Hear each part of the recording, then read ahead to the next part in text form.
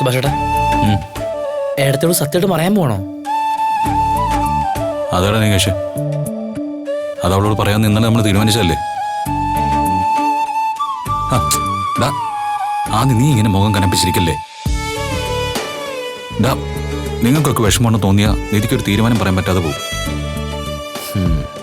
ചിരിച്ചു കാണിച്ചാ നിങ്ങളോട് അവള് പൊക്കോളം പറയുമെന്ന് വിചാരിച്ചിട്ടാണ്. എന്റെ കൂടെ അവള് തനിയെ നിന്ന കാക്ക മലർന്ന് പറക്കും. ഇത് വീണ്ടും എന്നെ നാണം കെടുത്താനുള്ള ഏർപ്പാട് മാത്രമാ. സുഭാഷേട്ടാ, ഇതൊന്നും നടക്കുന്ന കാര്യമല്ല. അവൾ എന്തായാലും അത് സമ്മതിക്കാൻ പോകുന്നില്ല. നീ ഒന്നും മിണ്ടായിരിക്കും, അതൊക്കെ ഞാൻ നോക്കിക്കോളാം. ഞാൻ ആദ്യം അവളോടൊന്ന് സംസാരിക്കട്ടെ. ഓ,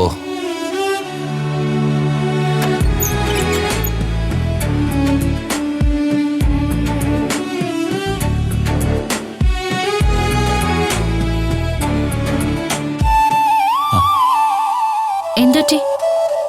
എന്താ എല്ലാവരുടെ മുഖം വല്ലാതിരിക്കുന്നത്? എന്തെങ്കിലും പ്രശ്നമുണ്ടോ?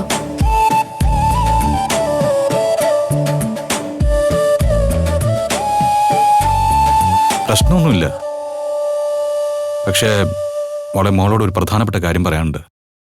പറഞ്ഞോളൂ. മോളിരിക്കെ. സാരില്ല, സുഭാഷേട്ടൻ പറഞ്ഞോ. കാപ്പി വേണോ? ഞാൻ നേരത്തെ കുടിച്ചതല്ലേ. എന്താ സുഭാഷേട്ടാ? അത് ഇന്നലെ നടന്ന കാര്യങ്ങള് രാത്രി മുഴുവൻ ആലോചിച്ച് കിടക്കായിരുന്നു ഞാൻ. അത് ഇന്നലെ തീർന്നില്ലേ സുഭാഷേട്ടാ?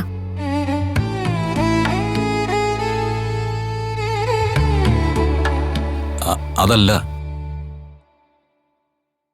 ഈ വീട്ടില് നമ്മൾ എങ്ങനെയാ ജീവിക്കുന്നു എന്നുള്ള കാര്യം നമുക്കറിയാം. പക്ഷെ അത് നാട്ടുകാർക്ക് മനസ്സിലാവണമെന്നില്ലല്ലോ.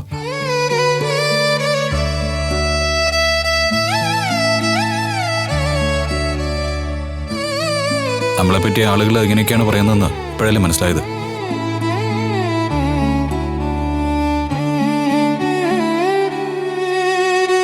അതുകൊണ്ട് ഇനിയും താമസിക്കുന്നതിൽ അർത്ഥമില്ല.